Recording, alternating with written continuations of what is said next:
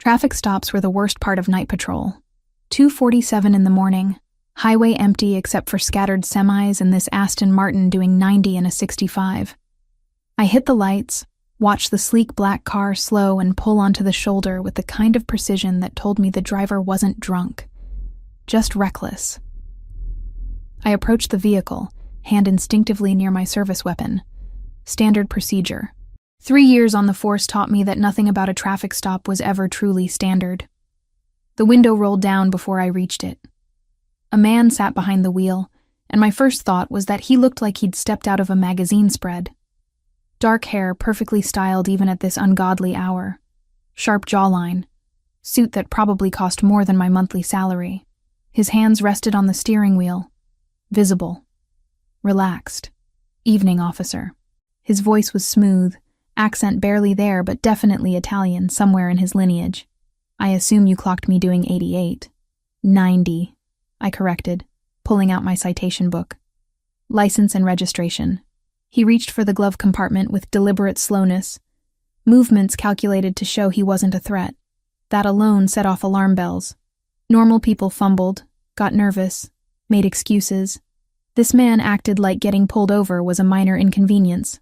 I don't have either on me, he said, still wearing that slight smile. Cars registered to my company, left my wallet at the office. I studied him more carefully. Mid-30s maybe, eyes an unusual shade of brown that caught the beam of my flashlight. A thin scar cut through his right eyebrow, barely visible unless you were looking for it. Step out of the vehicle, sir.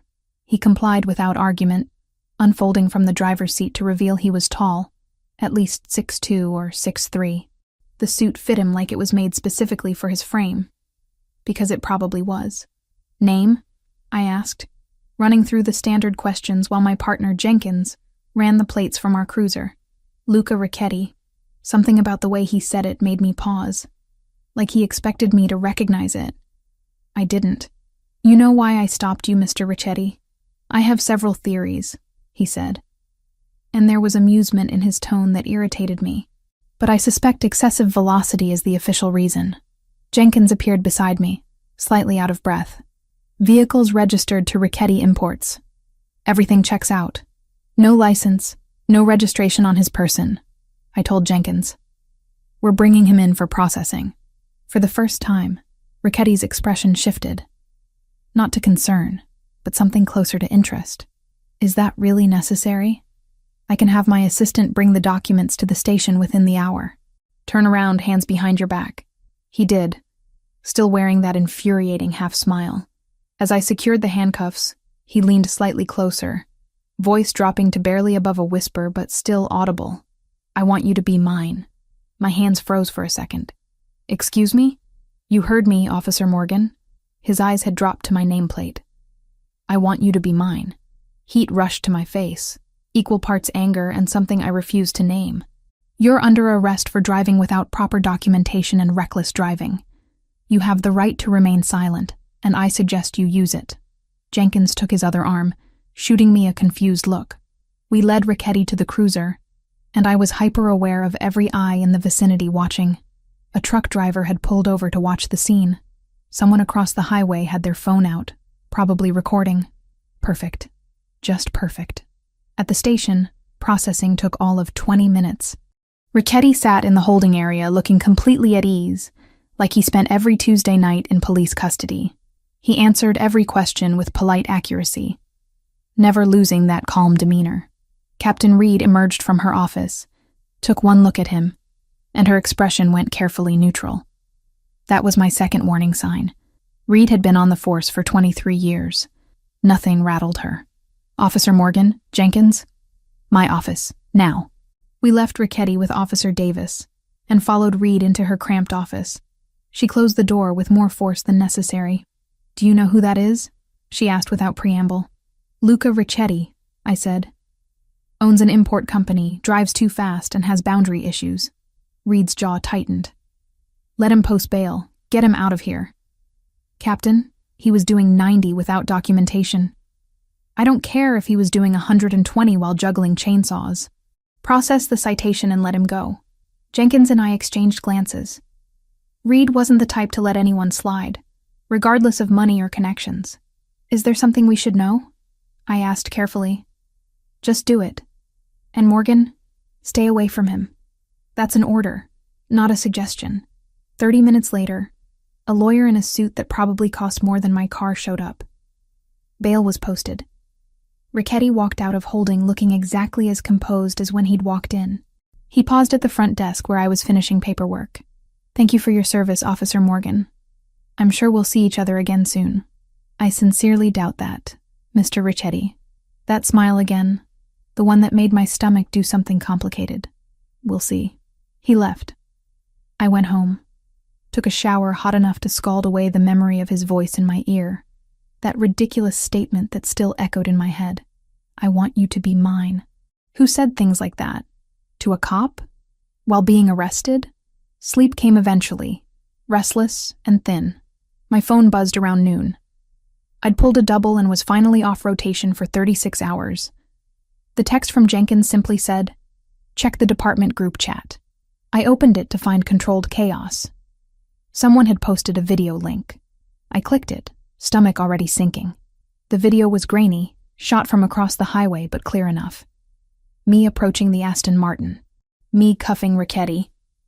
The angle didn't capture audio, thank God, but the comments underneath were already speculating about who he was, what he'd done. One comment caught my eye. That's Luca Richetti. My cousin works port security, says he basically runs half the docks. I was about to close the app when my doorbell rang. I wasn't expecting anyone.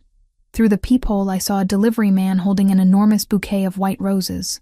At least 3 dozen, arranged with the kind of artistry that screamed expensive. I opened the door. I think you have the wrong address. Olivia Morgan? He checked his tablet. That's me, but I didn't order. Delivery for you, ma'am. Sign here. I signed because what else was I going to do? And took the flowers inside. They smelled incredible, filled my small apartment with their fragrance. The card was simple, cream-colored cardstock with elegant handwriting. Thank you for your courtesy, Officer Morgan. L.R. I should have thrown them out. Should have reported it as harassment or intimidation or whatever the correct protocol was. Instead, I put them in water and stared at them for way too long, trying to figure out why my hands were shaking.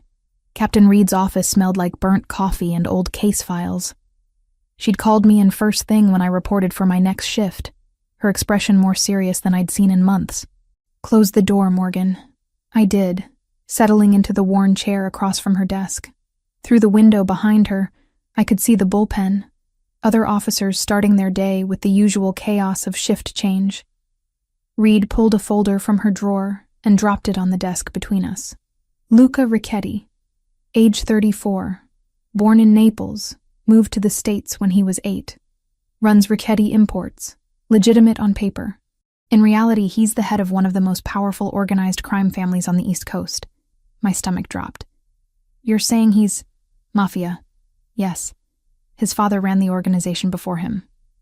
Luca took over when he was 19 after his parents were killed in what the official report called a car accident. Reed's finger tapped the folder. It wasn't an accident. Rival family took them out. Luca consolidated power within 6 months and has held it ever since. I thought about the man in the tailored suit, the way he'd smiled when I cuffed him. That calm, almost amused demeanor suddenly took on a different weight. He's been under federal investigation 3 times, Reed continued. Nothing's ever stuck. He's careful, insulated, doesn't get his hands dirty directly. Why are you telling me this? Reed leaned back in her chair, studying me with those sharp eyes that missed nothing. Because I need you to understand the situation. That traffic stop video went viral locally. You're visible now, associated with him. Even if it was just doing your job. That's not my fault. No, it's not. But there's something else you need to know. She paused, seeming to choose her words carefully. We've had leaks in the department. Information getting out that shouldn't. Details about ongoing investigations. Surveillance schedules. Someone's feeding intel to someone on the outside. The implication settled over me like ice water. You think it's connected to Richetti? I don't know, but I'm telling you this so you understand why you need to be careful. Stay away from him, Morgan. Don't engage if he contacts you again. These people, they don't play by rules we recognize. I left her office with more questions than answers. The folder's contents burned into my memory. The bullpen felt different now, like I was seeing everyone through new eyes. Who was the leak? Was it someone I worked with every day? Jenkins caught up with me at my locker. Everything okay? Reed looked intense. Just routine follow-up on the Richetti stop. I kept my voice neutral. Nothing serious. He nodded, accepting it, and headed out for patrol. I watched him go, hating that I was suddenly suspicious of everyone. The next 3 days were tense and uneventful. I kept checking over my shoulder, expecting something to happen, but nothing did. Life continued. I worked my shifts, went home, tried to sleep. Then the coffee shop happened. I stopped at my usual place on 4th Street before my morning shift. I'd been going there for 2 years, knew the staff by name, had my order memorized by everyone who worked the counter. Luca Richetti was sitting at a corner table with a newspaper and an espresso. He looked up as I entered, and that slight smile appeared. Officer Morgan. What a pleasant coincidence. Is it? I kept my voice flat, moved to the counter without acknowledging him further. Ordered my usual, paid, tried to ignore the weight of his attention on my back. When my coffee was ready, I took it and headed for the door. His voice stopped me. You should know that video has made you quite famous in certain circles. I turned. I don't know what you're talking about. The traffic stop. It's being discussed by people who have interest in my movements. That makes you interesting by association. He folded the newspaper precisely. You should be careful, Officer Morgan. Is that a threat? A warning? There's a difference. He stood, leaving money on the table. Enjoy your coffee. He left before I could respond. I stood there, pulse hammering, coffee cooling in my hands. The next morning, he was at the gym when I arrived for my 6 a.m. workout. Different location, same result. He was on the rowing machine, barely breaking a sweat, and nodded politely when he saw me. I left without exercising. The day after, I saw his Aston Martin parked outside the grocery store I used. He was in the produce section, examining tomatoes like he had all the time in the world. I grabbed my essentials and got out of there, skin crawling with the sensation of being watched. The pattern was clear. He wasn't hiding it, wasn't trying to be subtle. Wherever I went, he appeared. Always polite, always at a distance. Never quite crossing the line into anything I could officially report. On the 4th day, I'd had enough. I waited in the gym parking lot, next to his car. When he emerged, I was leaning against the Aston Martin's hood. We need to talk. He didn't look surprised. I was wondering when you'd confront me directly. Why are you following me? I'm not following you. I'm simply existing in the same spaces you frequent. It's a free country. That infuriating smile again. But since you asked, I think we should have a conversation about your safety. My safety is fine. Is it? He moved closer, not threatening, but suddenly I was aware of how much bigger he was. That video put you on a radar you don't understand. The Yamaguchi family has been trying to move into my territory for months. They've been escalating, using violence, targeting civilian connections. I'm not your connection. I arrested you. They don't see it that way. They see a beautiful police officer who got my attention, who I sent flowers to, who I spoke to in a very specific way while being handcuffed. His eyes held mine. They see leverage. My mouth went dry. You're saying I'm in danger because of you? I'm saying you were put in danger the moment that video went online. Not by me, by circumstance. He reached into his jacket, slowly, pulled out a business card. If anything unusual happens, anything at all, you call this number. Franco Zanarello. He's my head of security, and he'll respond immediately. I'm a cop. I don't need a criminal security detail. Then pray you don't need it. He pressed the card into my hand. But keep it anyway. He got into his car and drove away, leaving me standing in the parking lot with a business card burning a hole in my palm. I should have thrown it away. Should have gone straight to Captain Reed and reported the conversation. Instead, I put it in my wallet, behind my badge, where I could pretend it didn't exist. That night, I pulled up the video again. Watched myself cuff Luca Richetti, watched the smooth way he moved, the control in every gesture. Read through hundreds of comments. many of them speculating about his identity. One comment thread caught my attention. "My aunt works at the port. Says the Yakuza's been pushing hard into Richetti territory. It's gonna get ugly." Another, "Friend in the FBI says they've been watching him for years. Can't touch him, though. Guys like smoke." I closed the laptop and stared at the white roses on my kitchen counter. They were starting to wilt, petals browning at the edges. But I hadn't thrown them out. Something told me I should be more afraid than I was. Instead, I felt something else entirely. Something dangerous and complicated that I refused to name. My phone buzzed. Unknown number. The message was simple. "Stop looking into things you don't understand. This is friendly advice." I stared at it for a long time before deleting it. Then I took Franco Zanarello's card out of my wallet and put it on my nightstand. Just in case. The double shift left me exhausted enough that I almost missed it. I'd worked 16 hours covering for Jenkins, who'd called in sick, dealt with 2 domestic disturbances and a bar fight, and all I wanted was my bed and 8 hours of uninterrupted sleep. My apartment building looked normal. Same cracked concrete steps, same flickering light in the hallway that the landlord kept promising to fix. I climbed to the 3rd floor, keys already in hand, and stopped dead when I saw my door. It was closed, but wrong. The frame was splintered near the lock, paint chipped away where someone had forced entry. Fresh damage, recent enough that I could smell the wood dust. Training kicked in. I dropped my bag, drew my service weapon, and radioed for backup. Then I waited, pulse thundering in my ears, every nerve on high alert. It took 8 minutes for the first unit to arrive. 8 minutes of standing in that hallway, weapon trained on my own door, imagining what I might find inside. Officer Davis arrived first, followed quickly by 2 more units. We cleared the apartment room by room, corners and closets, every space someone could hide. Empty. Whoever had been here was long gone. But they'd left their mark. My living room was destroyed. Couch cushions slashed open, stuffing everywhere. Books pulled from shelves and scattered across the floor. Kitchen cabinets hung open, contents dumped out. In my bedroom, drawers had been yanked out and upended, clothes thrown everywhere. What they hadn't taken was almost more disturbing than what they had. My laptop sat untouched on the coffee table. My grandmother's jewelry, the only valuable things I owned, remained in the box on my dresser. The $70 in my nightstand drawer was still there. This wasn't a robbery. Davis moved through the rooms, documenting everything with his camera. Looks like they were searching for something specific. Any idea what? I shook my head, but my attention was caught by something else. Picture frames on my bookshelf. The ones holding photos of me and my dad at my academy graduation. Me with my college roommates. Me with my mom before she'd passed. All empty.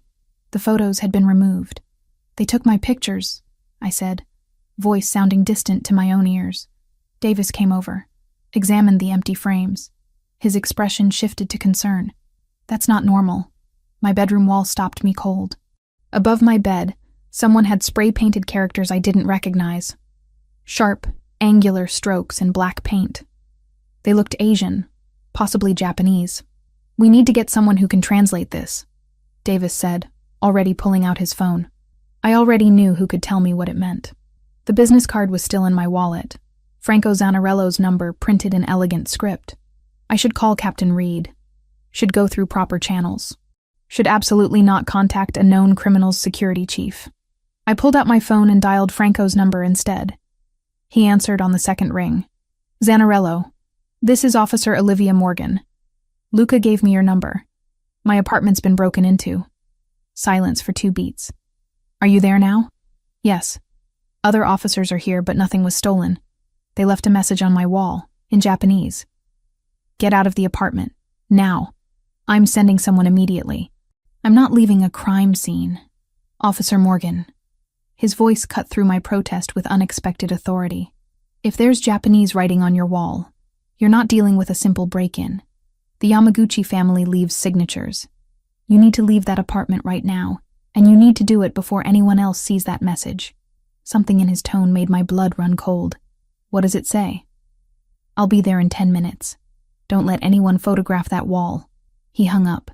I stood there, phone still pressed to my ear, as the reality of my situation crashed down on me. This wasn't about me. This was about Luca. About that video. Those flowers. Whatever game was being played at levels I didn't understand. Davis came out of the bedroom. Captain Reed is on her way. She wants everyone out until she gets here. Preserve the scene. I need 5 minutes alone in there first. Personal items. He hesitated, then nodded. Make it quick. I went back into my bedroom and took photos of the Japanese characters with my personal phone. Then I grabbed the small fireproof lockbox from under my bed, the one holding my important documents, and shoved it into my work bag. When I emerged, Davis and the other officers were in the hallway. Franco Zanarello arrived exactly 10 minutes after I'd called him. He was shorter than Luca, maybe 5'10", with salt and pepper hair and the kind of face that had seen too much. He wore a dark suit and moved with the confidence of someone used to difficult situations. Officer Morgan? He extended a hand. Franco Zanarello. I'm a security consultant. I shook his hand, aware of Davis watching. Thanks for coming. Franco's eyes moved past me to the open apartment door. May I see the message? Davis stepped forward. Sir, this is an active crime scene. I understand. I'm simply offering translation services. I'm fluent in Japanese. Franco's smile was professional, practiced. Unless you have someone else available. Davis looked at me. I nodded. We went inside, Franco moving through the space with careful attention. When he saw the characters on my bedroom wall, his jaw tightened. What does it say? I asked. We know your weakness. Franco pulled out his phone and took a photo before turning to me. This is a Yamaguchi signature. They're a Yakuza organization that's been trying to expand into Luca's territory. This is a message meant for him, using you as the delivery method. Why me? The video, the flowers he sent. They think you matter to him.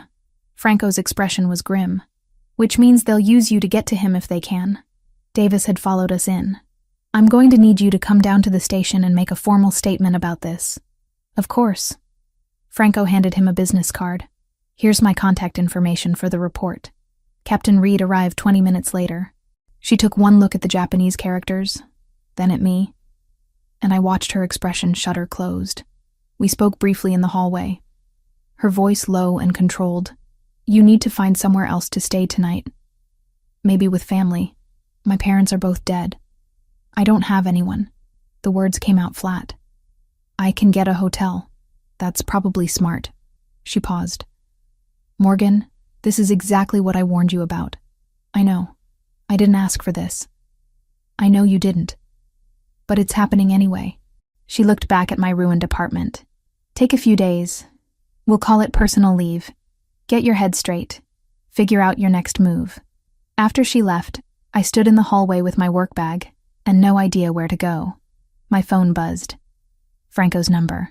Luca would like to speak with you. Would you be willing to meet? I don't think that's a good idea. Officer Morgan, with respect, good ideas left the building when the Yamaguchi broke into your home. Luca can offer protection. He can also explain exactly what you're dealing with.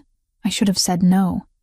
Should have hung up, found a hotel, dealt with this through proper channels. Where? Franco gave me an address. An hour later, I was pulling up to a warehouse in the industrial district. Not what I expected. 2 men in dark suits met me at the entrance, patted me down professionally but not invasively, and led me inside. The warehouse had been converted into something elegant and unexpected. Exposed brick walls, modern furniture, soft lighting. Luca stood near floor-to-ceiling windows overlooking the water, hands in his pockets, staring out at the city lights. He turned when I entered. Thank you for coming. I know you didn't have to. Your man said you could explain what's happening. I can. Sit, please. He gestured to a leather couch. Can I get you something? Water? Coffee? Answers would be great. A slight smile. Direct. I appreciate that about you. He settled into the chair across from me. The Yamaguchi family is one of the largest Yakuza organizations in Japan. 3 years ago, they decided to expand into the United States. They chose the East Coast, specifically territories that I control. Control, I repeated, through illegal activities. Through business, some of which falls outside legal boundaries, yes. I won't insult you by pretending otherwise. He leaned forward slightly. They've been pushing aggressively, targeting my legitimate operations, disrupting supply chains, using violence against associates. 2 months ago, they killed 3 men who worked for me, not criminals, dock workers with families. I thought about my empty picture frames. And I'm caught in this because of a traffic stop? Because of a video that showed me speaking to you in a way that suggested interest? Because I sent you flowers, which confirmed that interest? The Yamaguchi see weakness in attachment, in caring about anything beyond power. His eyes held mine. They think you're my weakness now. They'll try to use you to hurt me. I'm not your weakness. I barely know you. That won't matter to them. The perception is what's dangerous. He stood, moved to a table where Franco had laid out several photographs. This is what they do to people they perceive as leverage. He held up one photo. I looked away after 2 seconds. The image would haunt me anyway. I don't need to see that. You do, actually. You need to understand the kind of people you're dealing with. This isn't petty crime, Officer Morgan. This is organized violence with no regard for innocence or law. I stood up, needing movement. So what am I supposed to do? Hide? Run? Quit my job? You're supposed to let me protect you. Absolutely not. Then at least let Franco install security at your apartment. Cameras, reinforced locks, a panic system linked directly to my people. Your people are criminals. My people are effective. His voice sharpened with frustration. Your police department can't protect you from this. They don't have the resources or the understanding of how the Yamaguchi operate.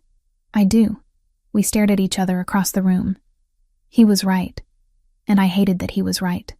Enhanced security only, I finally said. No guards, no surveillance detail, no further contact between us. You keep your distance, I keep mine, and eventually they'll lose interest. You don't know them like I do. Then I'll learn fast. Franco appeared in the doorway.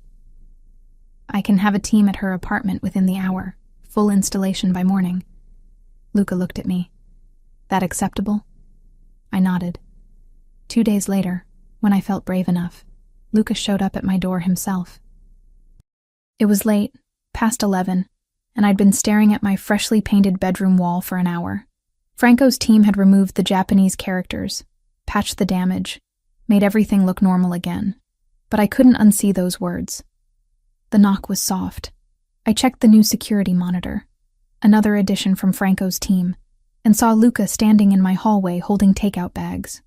Against every instinct screaming at me to leave the door closed, I opened it. I brought dinner, he said. I thought you might not have had time to eat properly.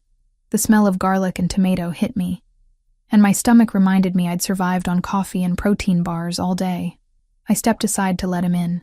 He set the bags on my kitchen counter, moving with the same careful grace I'd noticed that first night. Italian, I hope that's acceptable. Why are you really here? Because 2 days ago, you experienced something traumatic, and I'm partially responsible for that. Because I wanted to check on you personally. He started unpacking containers. And because I think we should talk, really talk, about what happened to me when I was 19. About what it's like to live in this world. About why I do what I do. I sat down at the counter. He served food onto plates, found forks in my drawer without asking where things were, and sat across from me.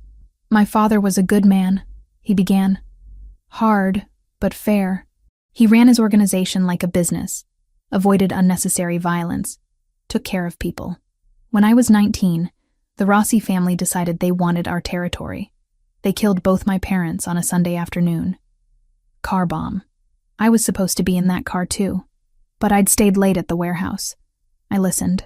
Food forgotten. I had a choice.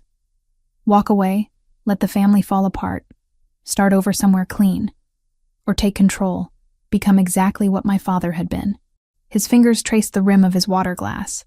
I chose the latter.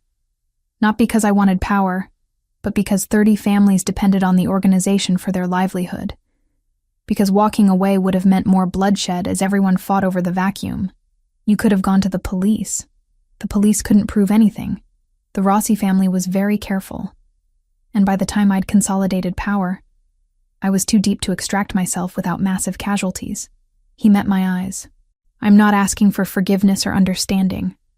I'm just explaining how a 19-year-old kid becomes a 34-year-old criminal, because I think you deserve to know who sent you flowers.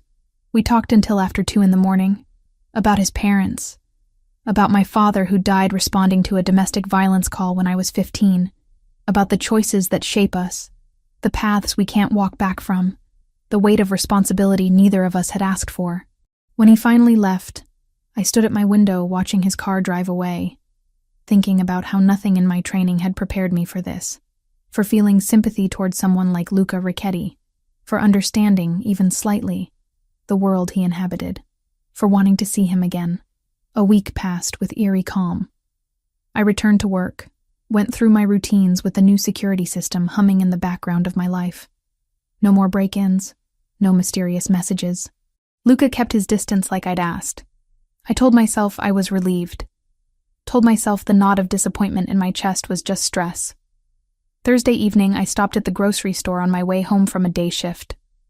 Nothing fancy, just milk, bread, something for dinner that didn't come from a drive-thru. The parking lot was half empty, streetlights just starting to flicker on as dusk settled over the city. I was loading bags into my trunk when I heard footsteps behind me. Too close, too fast.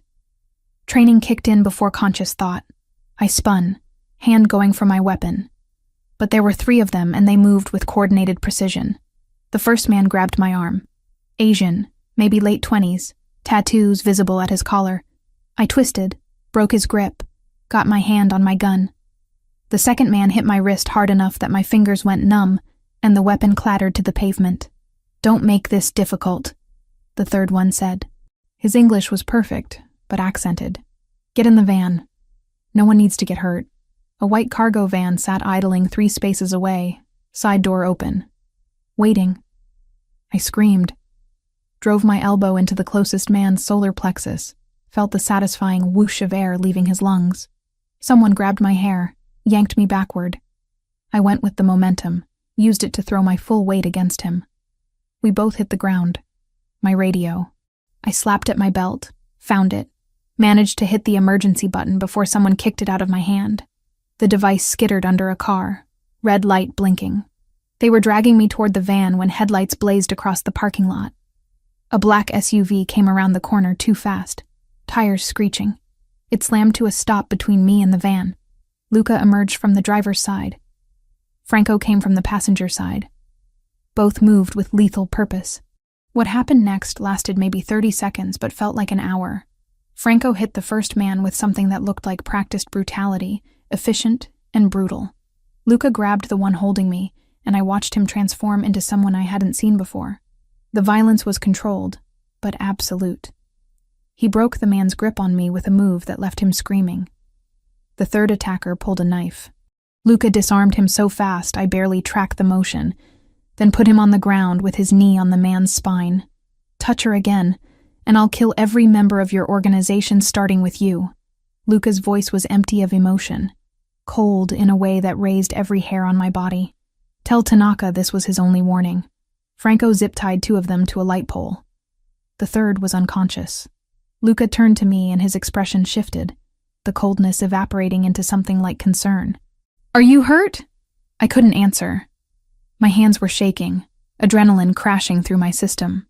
I watched him wipe blood off his knuckles with a handkerchief, watched Franco secure the scene with mechanical efficiency, and realized I'd just seen exactly what kind of man Luca Ricchetti really was when pushed. Sirens wailed in the distance. My emergency signal had gone through. "We need to go," Franco said. "Police will be here in 2 minutes. I'm not leaving. I'm a cop. You need to come with us right now." Luca's hand on my arm was gentle despite everything I'd just witnessed. "Those men will tell the police anything that serves them. You were attacked. You defended yourself. We happened to intervene. But if you stay, this becomes complicated in ways that put you in more danger." "Luca," Franco's voice held warning. 60 seconds. Please." Luca's eyes held mine. "Trust me for the next hour. After that, you can call whoever you want, report whatever you need to.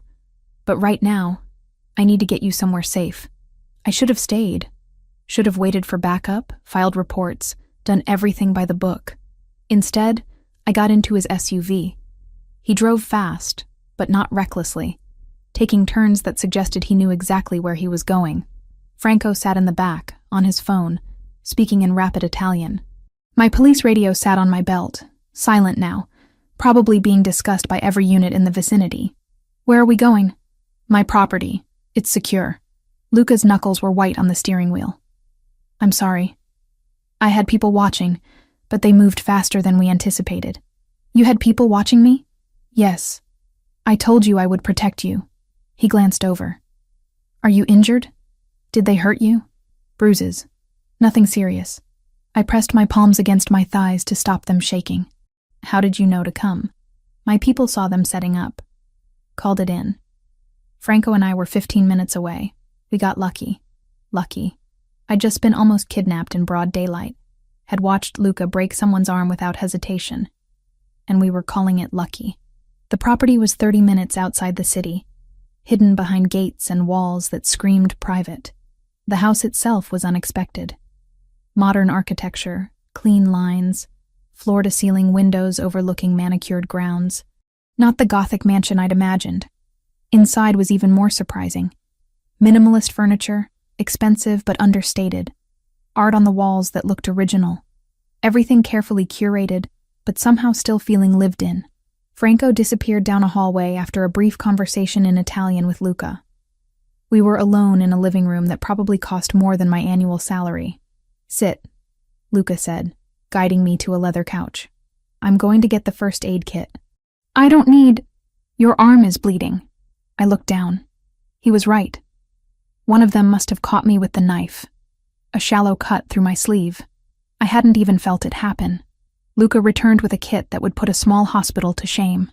He sat beside me, rolled up my sleeve with careful hands, cleaned the wound with efficiency that spoke of experience.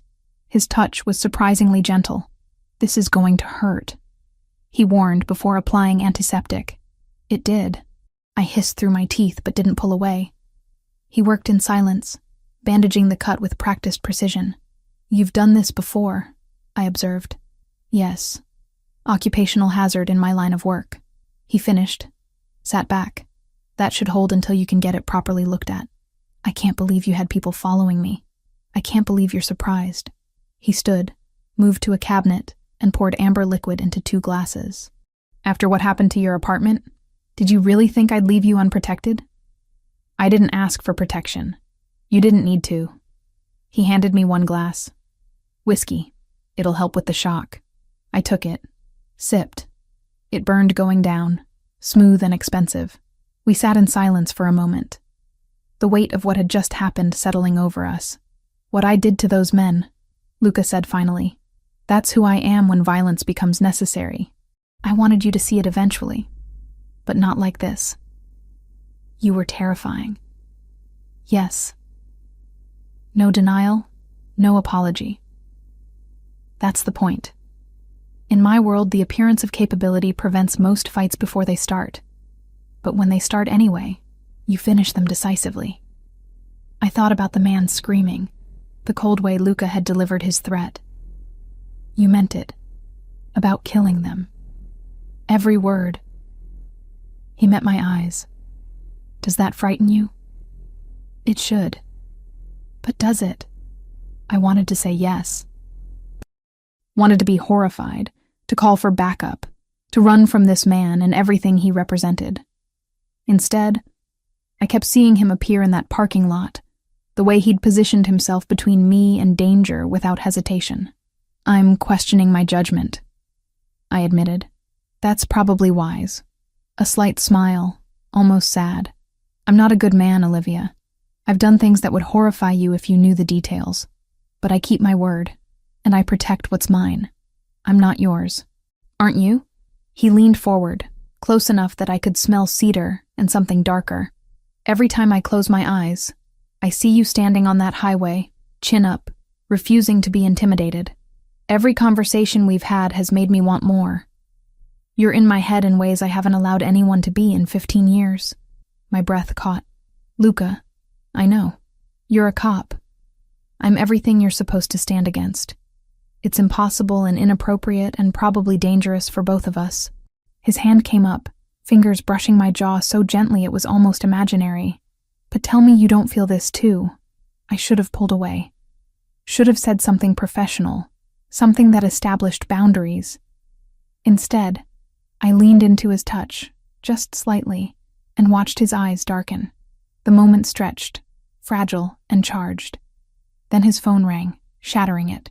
He pulled back, checked the screen, answered. Yes? Listened. Understood. Keep them there. He hung up, expression shifting to business. The police found the men in the parking lot. One of them is talking, claiming you attacked them unprovoked. That's insane. It's strategy. They'll try to discredit you, make you seem unstable or corrupt. He stood. You need to get ahead of this.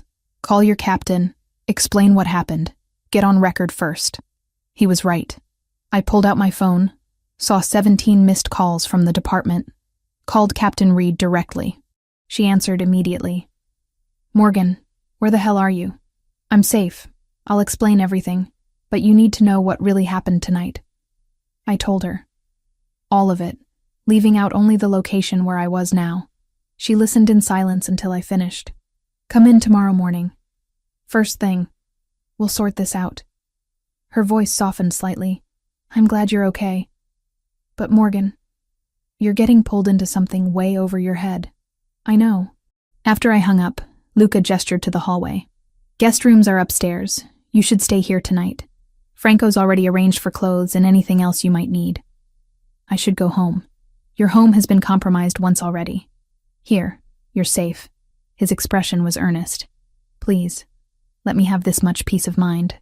I was too exhausted to argue, too shaken to drive, too confused about everything I was feeling to trust my own judgment. One night, I agreed. Then I figure out what happens next. One night, he echoed, but something in his tone suggested he knew that one night was already more than either of us could take back.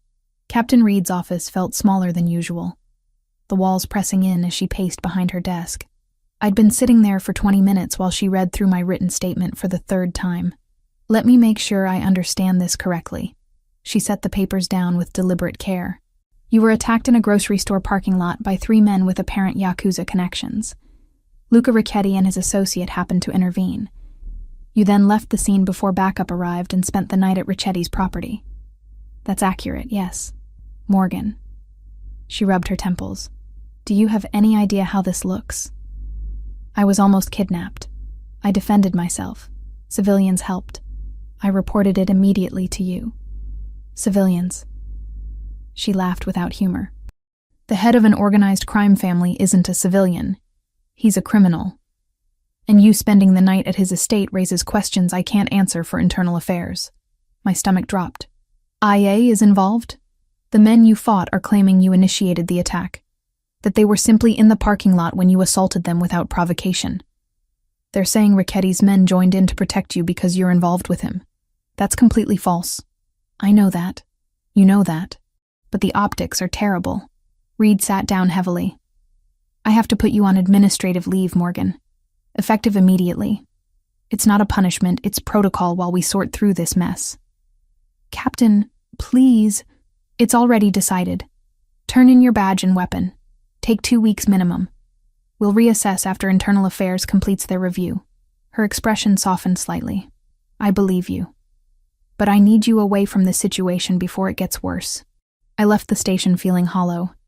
My badge and gun sat in Reed's desk drawer. 27 years old, and my career was potentially circling the drain because I'd done nothing wrong, except exist in the same orbit as Luca Ricchetti. My phone rang as I reached my car. Unknown number. Officer Morgan? A male voice, vaguely familiar. This is Detective Kyle Bennett. We met briefly at the station last month. I work Organized Crime Division. I remember. What can I do for you? I heard about what happened last night. I wanted to check in, see if you're okay. He paused. Also wanted to ask if you've been staying at the same address. For report purposes, something felt off about the question. I'm staying with friends temporarily. Why? Just updating our files. The Yamaguchi situation is active. We want to make sure we can reach you if needed. Another pause. Are you staying at Ricchetti's property? Warning bells went off. Why would you assume that? Just asking. Word travels fast in our division. His tone was casual, but the question wasn't. Listen, if you need anything, or if you want to talk about what you've observed around Ricchetti, my door's open. Sometimes civilians get caught up in situations they don't fully understand. I appreciate the concern, detective, but I'm handling it. I hung up, skin crawling. Something about that conversation felt wrong. The way he'd asked specifically about Luca's property. The casual probe about what I'd observed. 2 days dragged by. I stayed at my apartment despite Franco's warnings, but I was hypervigilant. Every sound was a threat. Every car that drove past was suspicious. I wasn't sleeping, barely eating, jumping at shadows. On the 3rd day, I gave up and went back to the station to collect some personal items from my locker. The building felt alien now, like I was visiting somewhere I no longer belonged. Officers I'd worked with for 3 years suddenly found reasons to be elsewhere when I appeared. I was leaving through the side entrance when I noticed Detective Bennett in the parking lot, standing beside his car, phone pressed to his ear. Something about his posture made me pause in the doorway, out of sight. No, she's not staying there anymore. Back at her apartment. His voice carried across the pavement. I confirmed it this morning. Yes, the one on Oak Street. Pause. I don't know her schedule. I'll find out. Ice flooded my veins. I pulled back into the building, heart hammering. He was feeding information about me to someone. Someone who wanted to know my location, my routine, the leak Reed had mentioned. It was Bennett. I needed to tell someone, but who? Reed was already dealing with IA breathing down her neck. And I had no proof beyond overhearing half a conversation. My phone buzzed. Franco. Officer Morgan, I need you to listen carefully. We have intelligence that suggests another attempt will be made on you. Soon, possibly within the next 48 hours. How do you know this? We have sources inside the Yamaguchi organization. They're planning something bigger this time. More public. Meant to send a message to Luca. I thought about Bennett in the parking lot, confirming my location. I think there's a leak in my department. Someone's feeding them information about me. Silence for 3 seconds. That would explain how they knew your schedule at the grocery store. Can you identify who? Detective Kyle Bennett, Organized Crime Division. I just overheard him on the phone confirming where I'm staying. Get somewhere public immediately. Stay visible. I'm sending a car to your location. Franco's voice was tense. Don't go home. Don't go anywhere isolated. Understood? Understood.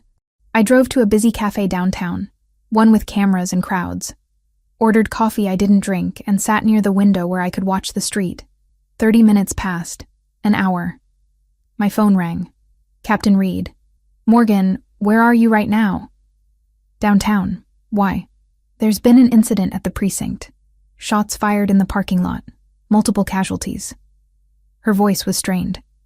I need you to stay wherever you are. Do not come here. What happened? It looks like a coordinated attack. They were waiting for shift change. Maximum personnel in the lot. She paused. Bennett's dead. 3 other officers wounded. My stomach twisted. Bennett had been dirty, feeding information to the Yamaguchi, but he'd still been a cop. Still been someone I'd worked alongside.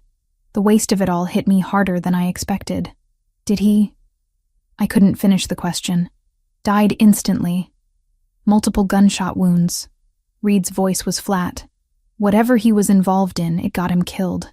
My hands went numb. The Yamaguchi? We think so. Morgan, this was about you. They were asking officers where you were, looking for you specifically. When they couldn't find you, they opened fire. Guilt crashed over me like a physical weight. People were hurt because of me. Bennett was dead, and even though he'd been dirty, he was still a cop. This was my fault. I'm coming in. No, you're not. That's exactly what they want. Reed's voice was sharp. They want you exposed. Vulnerable. You stay hidden until we figure this out. I can't just hide while people are dying. You can and you will. That's not a request, Morgan. I've already got the mayor breathing down my neck and the FBI getting involved. You being here will only make it worse. I sat in that cafe for another hour. watching police cars and ambulances scream past on their way to the precinct. News alerts started flooding my phone. 3 officers wounded, 1 dead. Suspects fled the scene. Possible gang-related violence. Franco appeared beside my table so quietly I jumped. "We need to go. Now." "How did you—" "Tracked your phone. Come on." He led me to a different SUV, this one with tinted windows and a driver I didn't recognize. We pulled into traffic, heading away from the city center. "Where are we going?" "The property. It's the only place that's truly secure right now." Franco's jaw was tight. "That attack at your precinct was a message. They're escalating because Luca won't give them what they want." "Which is what, exactly?" "Territory. 3 blocks of waterfront property worth about 40 million. Luca controls it, they want it. And they've decided the fastest way to pressure him is through you." We drove in silence for several minutes. Then Franco's phone rang. He answered, listened, his expression darkening. "How many?" Pause. "Get them to the property. All of them." "What's wrong?" "Yamaguchi hit one of Luca's warehouses. 4 men were there, loading shipment. They're alive, but it's bad." He looked at me. "This is a full-scale war now.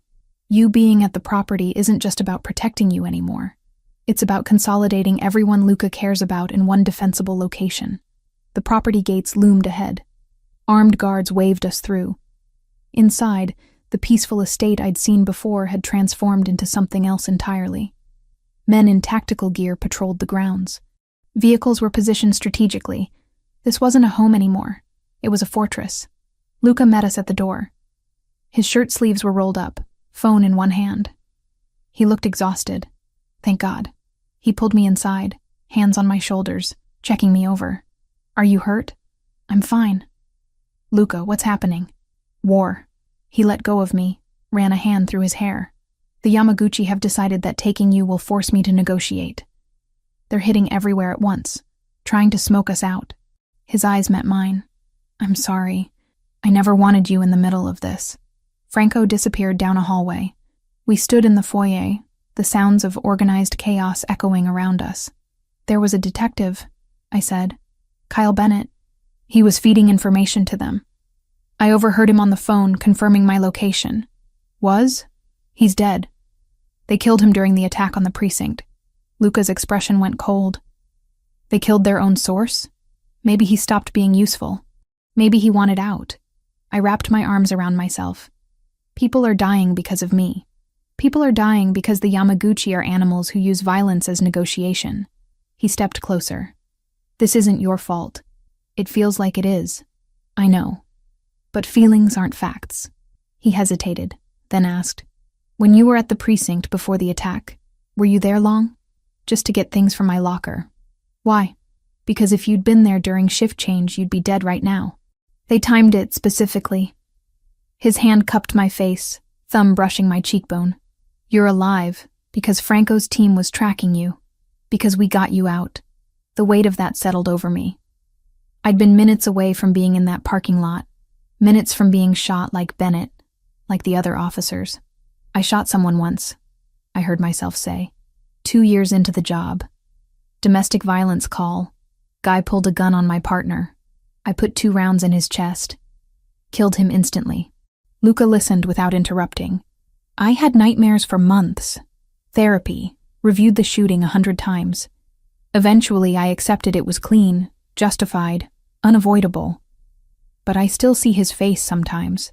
I looked up at Luca. "You've killed people. Multiple people. How do you live with that?"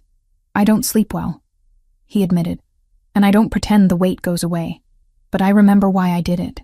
Who I was protecting. What would have happened if I hadn't." His voice was quiet. "Every life I've taken was in service of keeping other people alive. That doesn't make it good, but it makes it necessary." Gunfire cracked in the distance. We both tensed. Franco appeared seconds later. "Perimeter's secure. That was just warning shots. They got too close to the north fence." He looked at me. "You should be upstairs, away from windows." Luca nodded. "I'll take her up. Get everyone in position. If they're probing our defenses, they might try something bigger." We climbed stairs to the 2nd floor. He led me to what looked like a study. books lining the walls, heavy desk near the window. But he showed me a panel that opened to reveal a reinforced room behind it. Safe room. If things go bad, you get in here. Door 6 inches of steel, completely soundproof. Has its own ventilation system. He showed me how to lock it from inside. There's food, water, medical supplies, communication equipment to reach Franco directly. You've thought of everything. I've had to. He stepped back out. I need to coordinate with my people. You'll be okay here? I should have been terrified. Should have been calling Reed, demanding protection, doing everything by the book. Instead, I felt strangely calm. Surrounded by criminals and violence, I felt safer than I had in my own apartment. Luca. He turned back. After this is over, assuming we both survive, what happens to us? His expression was unreadable.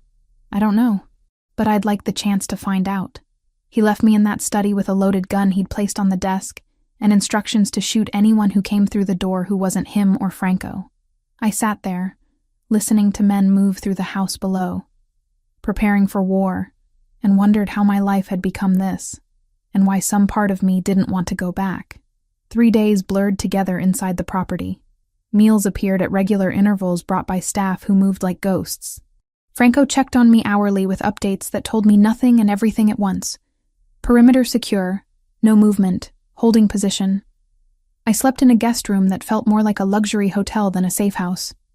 Silk sheets, view of gardens I couldn't walk through, bathroom marble tiled and stocked with expensive products. Every comfort except freedom. Luca was everywhere and nowhere.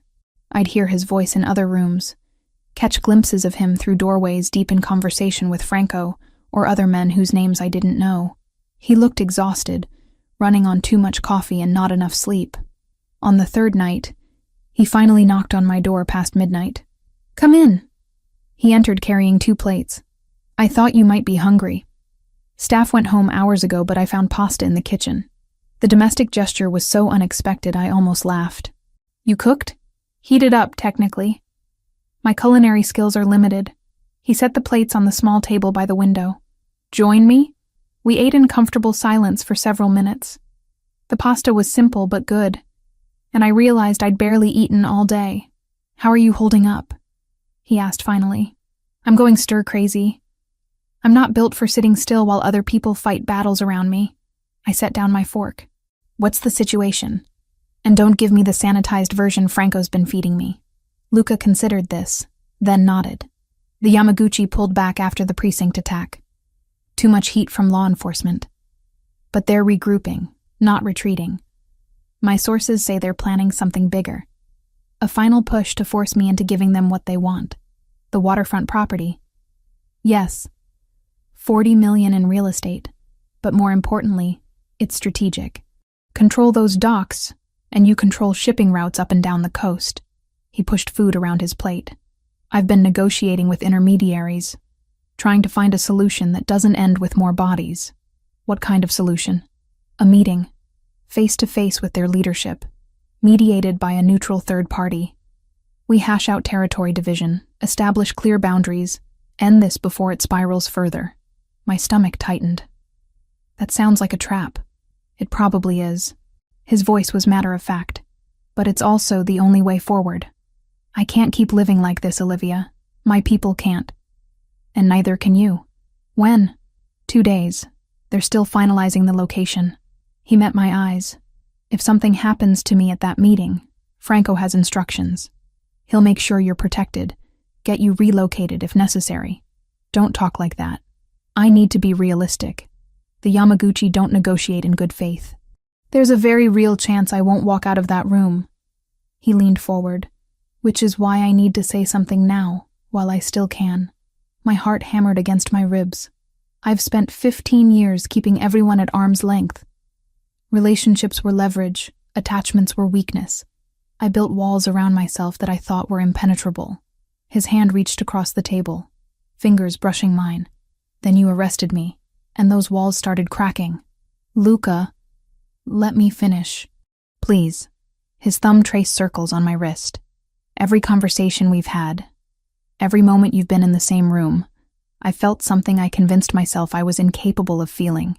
You make me want to be different. Better. To find a way out of this life that doesn't end with me in a grave before 40. I should have pulled away. Should have reminded him of all the reasons this was impossible. Instead, I turned my hand over, lacing our fingers together. I became a cop because I wanted to fix things, to make the world safer, more just. Black and white morality. I laughed softly. Then I met you, and suddenly everything's gray. I should despise everything you represent. Instead, I see a man who's trying to protect people the only way he knows how. That's generous. It's the truth. At least my truth. I squeezed his hand. I'm terrified of what I feel for you. It goes against everything I believe in. Everything I've worked for. But it's there anyway. And I'm tired of pretending it isn't. He stood, pulled me up with him. We were inches apart, his free hand coming up to cup my face. If I kiss you right now, there's no taking it back. No pretending this is just circumstance or proximity. I know. You're sure? Instead of answering, I closed the distance. The kiss was gentle at first, almost tentative. Then his arm wrapped around my waist, pulling me closer. And the gentleness dissolved into something urgent and desperate, like we were both drowning and each other was air. When we finally broke apart, both breathing hard, he pressed his forehead to mine. Stay with me tonight. Not for anything except sleeping. I just want to know you're close. We ended up in his room down the hall. It was surprisingly simple compared to the rest of the house. King-sized bed, minimal furniture, walls painted soft gray. Personal in a way the guest spaces weren't. We lay on top of the covers, still fully clothed, face to face in the darkness. His fingers traced lazy patterns on my arm. Tell me something true, he said softly. Something you've never told anyone else. I thought about it. Sometimes I'm glad my dad died when I did. I was 15, still young enough that he's frozen in my memory as perfect. If he'd lived, I would have eventually seen his flaws, his mistakes, been disappointed by him. I paused. I feel guilty about that, like I'm not allowed to be grateful for tragedy. You're allowed to have complicated feelings about trauma. His voice was understanding. That doesn't make you a bad person. Your turn. Something true. He was quiet for so long I thought he wouldn't answer. I think about leaving constantly. Selling everything, walking away, starting over somewhere no one knows my name. But I'm afraid that wherever I go, I'll still be this person. That violence and control are too deeply woven into who I am to ever extract. You're more than what you've done. Maybe. Or maybe I'm exactly what I've done, and everything else is wishful thinking. He pulled me closer. But with you, I want to try. Want to believe I could be different. We fell asleep like that, tangled together. And for a few hours the war outside those walls didn't exist. Morning came too soon. I woke to find Luca already up, standing at the window in the soft light of dawn. He'd put on fresh clothes, looked like he'd showered. Coffee's on the nightstand, he said without turning. Franco's briefing is in an hour. The meeting's been confirmed for tomorrow afternoon. I sat up, reaching for the coffee. It was surprisingly good. Where? Abandoned warehouse on the waterfront. Neutral territory. Supposedly swept for weapons and surveillance. He finally turned to face me. I'm bringing Franco and 2 others. The Yamaguchi are bringing the same. Everyone goes through metal detectors before entering. That doesn't make me feel better. It shouldn't, but it's the best option we have. He crossed to the bed, sat on the edge. I need you to promise me something. What? If things go sideways tomorrow, if Franco tells you to run, you run. No arguments, no hesitation. You get out and you don't look back. Luca, promise me, Olivia. Please. I wanted to argue. Wanted to say I'd fight beside him, that I wouldn't abandon him. But I could see in his eyes how much he needed this reassurance. I promise. He kissed me then, slow and thorough, like he was memorizing the taste. When he pulled back, there was something fierce in his expression. This isn't goodbye. I'm coming back. But just in case, I need you to know that meeting you changed everything. Whatever happens tomorrow, I don't regret a single moment. Then make sure you survive to have a lot more moments. He smiled, but it didn't reach his eyes. I'll do my best. The rest of the day moved with painful slowness. Luca was in meetings constantly, planning, strategizing. Franco gave me a brief tutorial on the safe room's communication systems, showed me how to access emergency funds if I needed to disappear. Everyone was preparing for the worst while hoping for the best. Evening found me in the kitchen attempting to make coffee and failing miserably at the complicated machine. Luca appeared behind me, reached around to adjust settings, and suddenly it was working. "You make terrible coffee," I observed. "I have many flaws." He wrapped his arms around my waist, chin resting on my shoulder. "That's definitely one of them. What are the others?"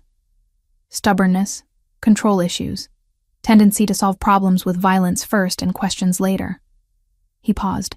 "Falling for a cop who arrested me, which might be the biggest flaw of all." I turned in his arms. "Or the smartest thing you've ever done.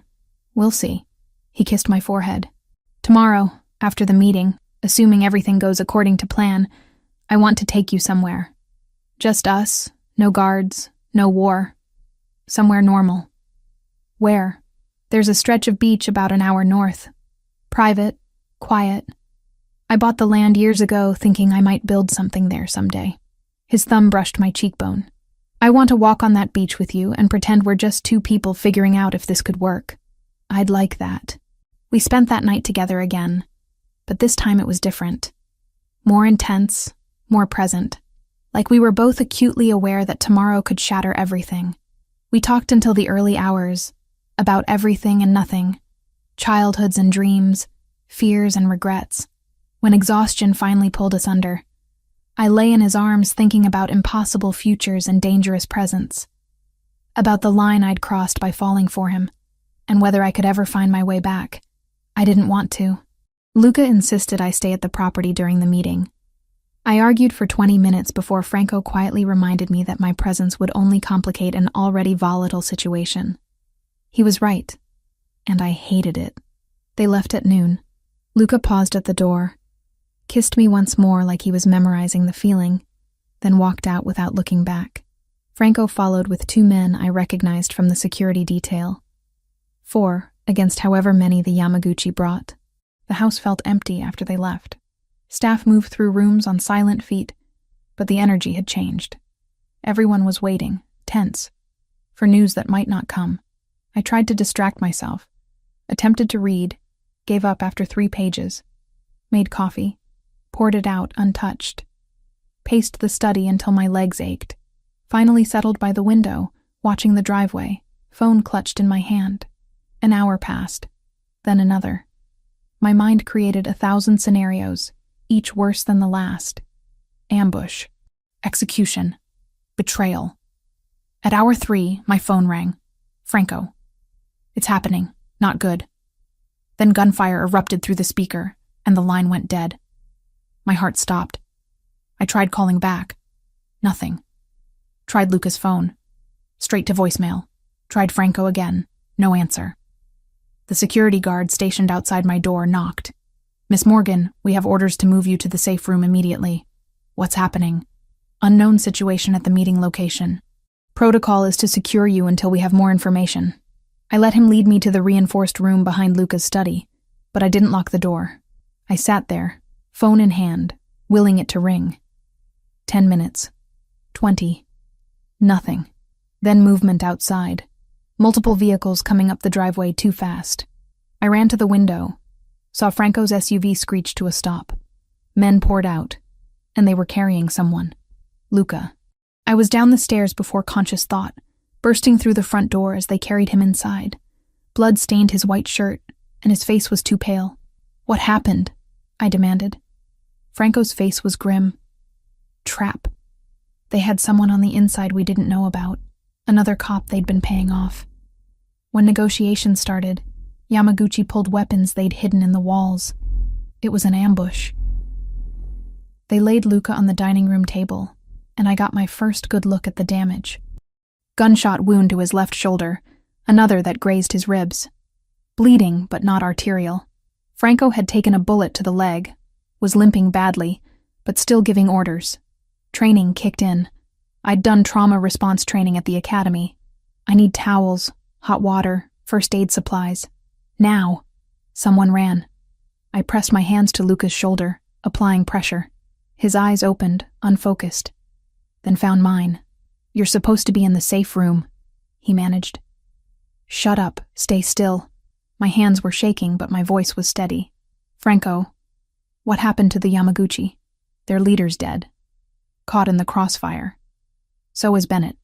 He tried to run when everything went sideways." Franco lowered himself into a chair, wincing. "We got out, but it's going to get worse before it gets better. The Yamaguchi will retaliate for their boss." Supplies arrived. I worked on Luca's wounds, cleaning, packing, bandaging. The shoulder was bad, but the bullet had gone through. Ribs were superficial. He'd been incredibly lucky. "You need a hospital," I told him. "Can't. Questions I can't answer." His hand caught mine, squeezed. "You've got steady hands for someone who's terrified." "Who says I'm terrified? I can feel you shaking." "That's just adrenaline." I finished with his shoulder, moved to the rib wound. Bennett was alive? This whole time? They'd been working with someone else in the department. Another detective. Someone from narcotics. He confirmed the setup. Gave them our positions. Luca's jaw tightened. Got himself killed in the crossfire. Guess that's what happens when you play both sides. Franco was being tended to by another man, the bullet extracted from his thigh. He'd refused anything stronger than whiskey for the pain. When it was done, he limped over to where Luca lay. "We need to move, everyone. They'll hit the property next. Try to finish what they started." "Where?" Luca asked. "The beach house. It's off the books. Secure. They don't know about it." Franco looked at me. "You're coming too. Not a request. I should have called Reed. Should have reported everything. Let proper authorities handle it. Instead, I nodded. We moved fast. Luca could walk with support. I helped him to the SUV while others loaded supplies, weapons, equipment. The small convoy left the property within 30 minutes, leaving a skeleton crew to defend what was likely about to become a war zone. The drive took an hour and a half. Luca sat beside me, head back against the seat, breathing carefully. I kept checking his bandages for fresh blood. The wounds had stabilized, but he needed proper medical attention soon. "I'm sorry," he said quietly. "For what? Getting you deeper into this. You saved my life back there, and now you're an accessory to God knows how many crimes. I made my choice." I took his hand, eyes open, fully aware. "I chose you, even knowing what that means, especially knowing what it means." The beach house was small, modern, built into the dunes with floor-to-ceiling windows overlooking the ocean. Isolated enough that our closest neighbor was 2 miles away. Franco had a doctor waiting, someone discreet who asked no questions.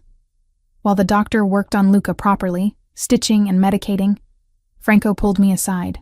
"What happened in that warehouse changes things. The Yamaguchi's second-in-command will take over. He's younger, more aggressive. This war just escalated." He studied me. "You understand you can't go back to your old life now? You've crossed too many lines. Done too much. Even if we win this, you're compromised." "I know. And you're okay with that?" I thought about my badge in Reed's drawer. My apartment I'd barely lived in. The career I'd built for 3 years. All of it felt like someone else's life now.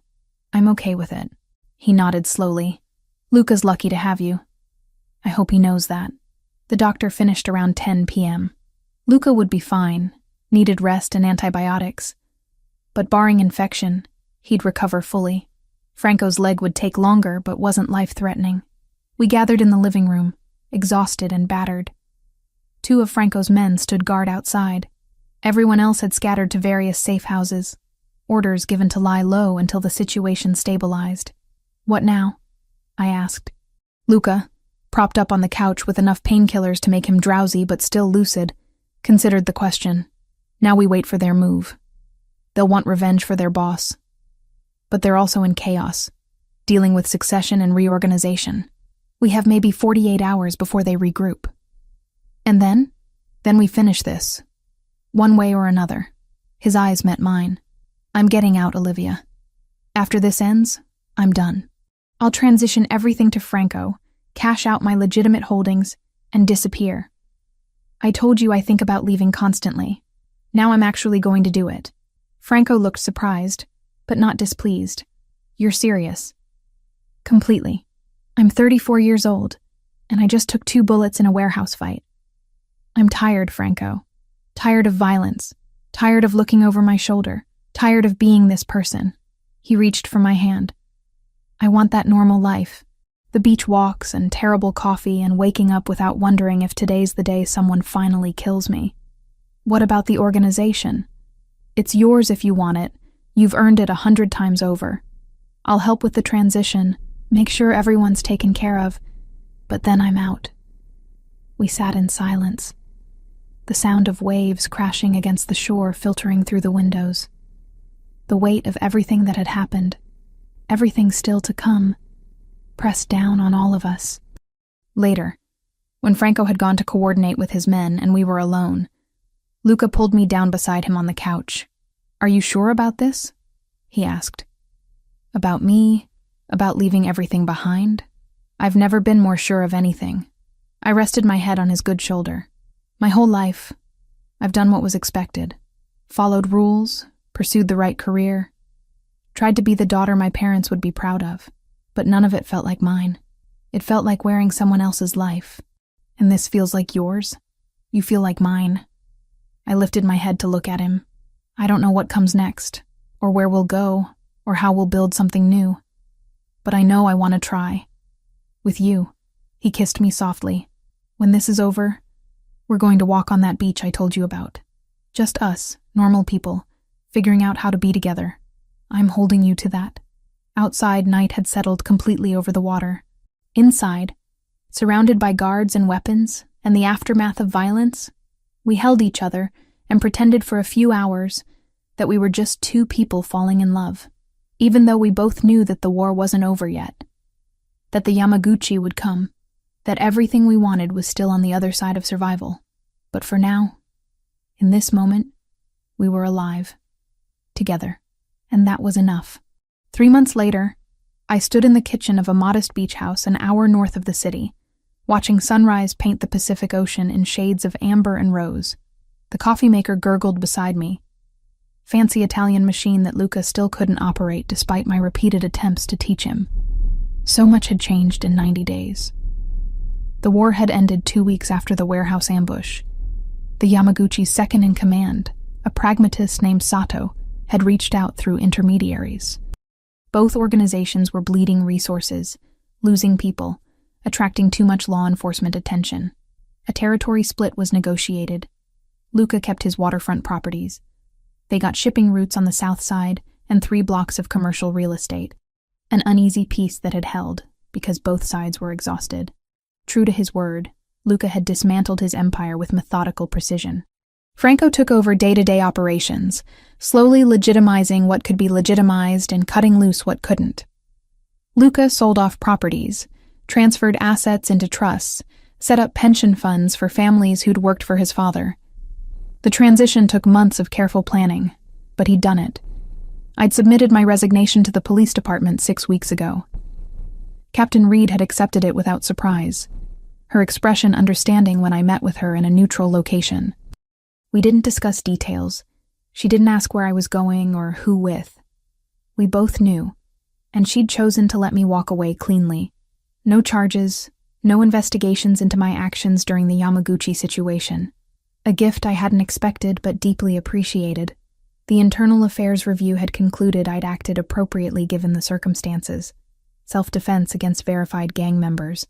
But everyone understood I couldn't return. Not after the choices I'd made. Not after crossing lines that couldn't be uncrossed. I'd processed the loss of my career in stages. Anger first, at the unfairness of it. Then grief for the life I'd planned, the future I'd imagined. Finally, acceptance. I'd chosen this path with open eyes. And while it hurt to leave police work behind, I didn't regret the reasons why.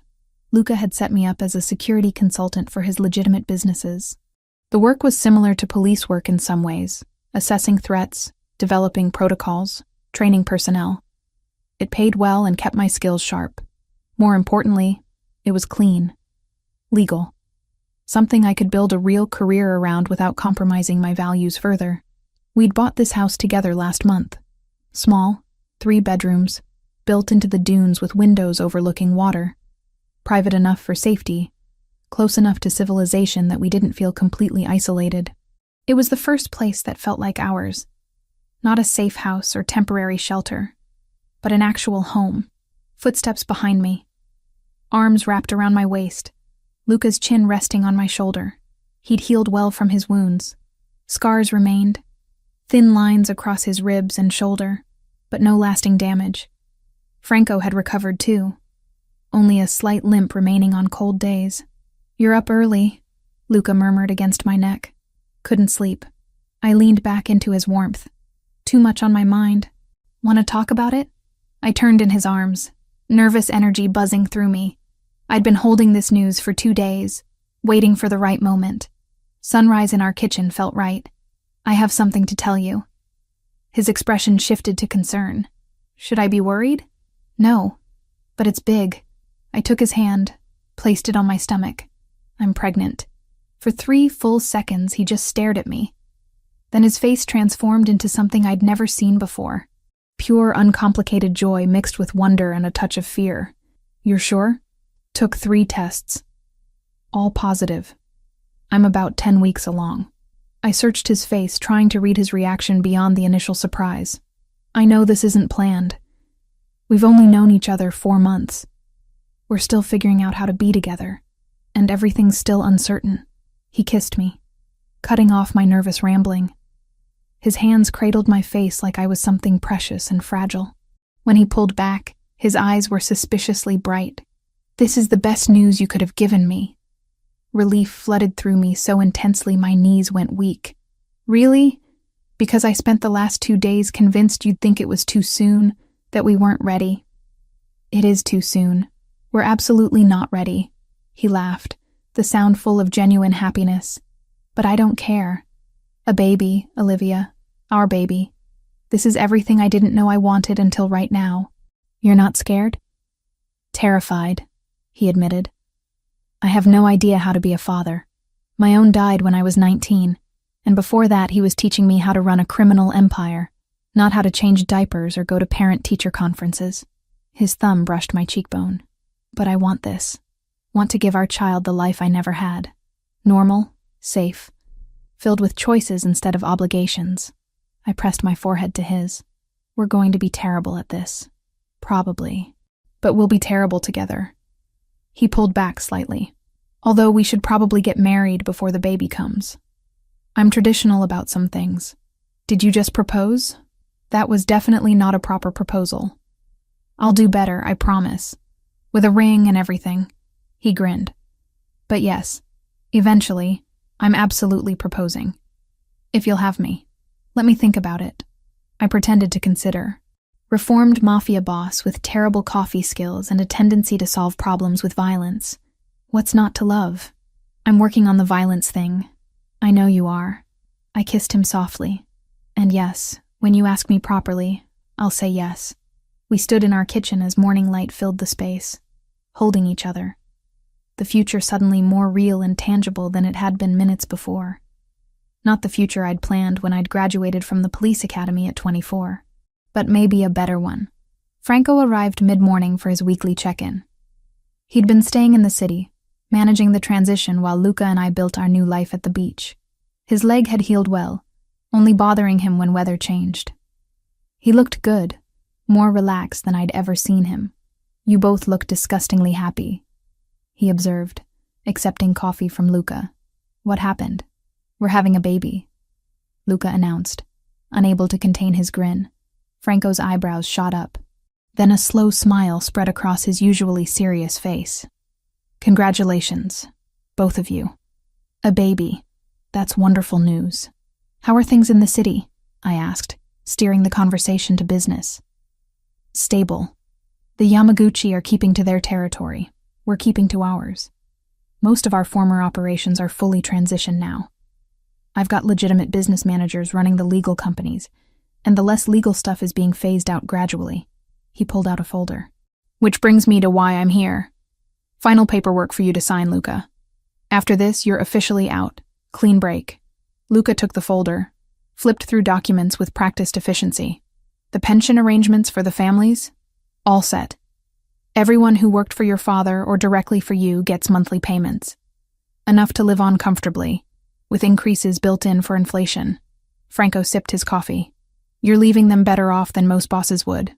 They were loyal for 2 decades, some of them for longer. It's the least I can do.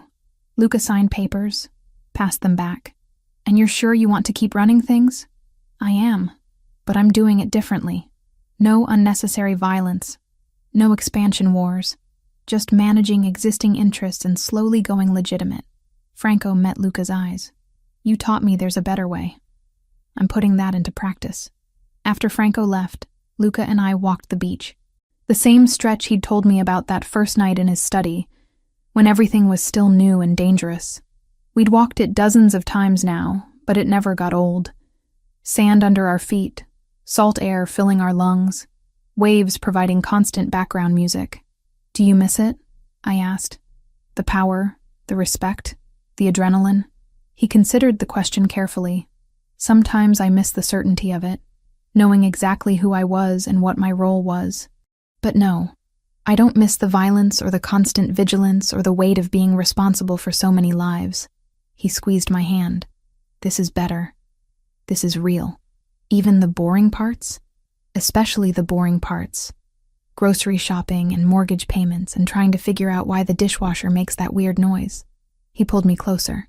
I spent 15 years living in high gear. I'm ready for mundane. We continued walking in comfortable silence. In the distance, a few other people walked dogs or jogged along the waterline. Normal people doing normal things. We were part of that now, or at least learning to be. I've been thinking about the baby, I said, about what kind of parents we want to be. And I want to be honest. Age appropriately, but honest. About who we were, what we did, why we made the choices we made. I watched a seagull dive for fish. I don't want to lie or pretend we were something we weren't. But I also want them to understand that people can change, that mistakes don't define you forever. That's fair. Luca was quiet for a moment. I want them to have choices I never had. To pursue whatever makes them happy, not what's expected or necessary. And I want them to be kind. That's more important than being powerful or successful, says the man who used to run a criminal empire. Exactly. I know what power costs. I'd rather our kid be a good person than a powerful one. We turned back toward the house. In a few hours, I had a doctor's appointment. The first official prenatal visit. Luca was coming with me, nervous and excited in equal measure. Normal couple things, except neither of us was particularly normal. That evening, we sat on our back deck watching sunset paint the sky. Luca had attempted dinner, pasta with sauce from a jar, basic but edible. We ate while stars appeared one by one overhead. I've been thinking about names, Luca said suddenly. It's a little early for that. I know, but if it's a boy, I'd like to name him after my father. Antonio, if you're okay with that. I thought about the man in old photos Luca had shown me. Serious face, kind eyes, dead because of the world he'd inhabited. I think that's beautiful. And if it's a girl, I was thinking about your mother. What was her name? Catherine. Catherine Ricchetti. He tested it out. I like it. We're not married yet. Might be Catherine Morgan Ricchetti. I smiled. Or something else entirely. We have 7 months to decide. 7 months. He pulled me against him. This time last year, I was planning territorial expansions and managing conflicts with 3 different organizations. If someone had told me that 12 months later I'd be sitting on a deck with a pregnant cop planning baby names, I would have thought they were insane. Life's funny that way. It is. He pressed a kiss to my temple. But I wouldn't change any of it. Not the traffic stop, not the warehouse fight, not the impossible choices. All of it led here, and here is exactly where I want to be. Later, lying in bed in our little house by the sea, I thought about the path that had brought us to this moment. From that highway at 2 a.m. to here. Every decision, every risk, every line crossed. None of it had been easy. Most of it had been terrifying. But Luca was right. This was exactly where I wanted to be. His arm tightened around me. What are you thinking about? How I arrested you 4 months ago and now we're having a baby. When you put it that way, it sounds completely insane. It is completely insane. I tilted my head to look at him, but it's our insane. And I wouldn't trade it for anything. He kissed me, slow and deep, and I tasted our future in it.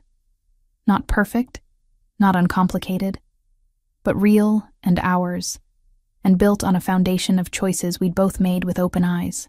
Outside, waves crashed against the shore in eternal rhythm. Inside, we held each other and dreamed about the life we were building, the baby who would arrive in 7 months, the wedding we'd plan eventually, the normal, boring, beautiful existence we'd fought so hard to claim. Morning would bring new challenges. Luca's coffee would still be terrible. I'd probably overcook breakfast while trying to read pregnancy books simultaneously. We'd argue about furniture for the nursery and whether we needed to move somewhere with better schools eventually. But tonight, in this moment, everything was perfect. And that was enough.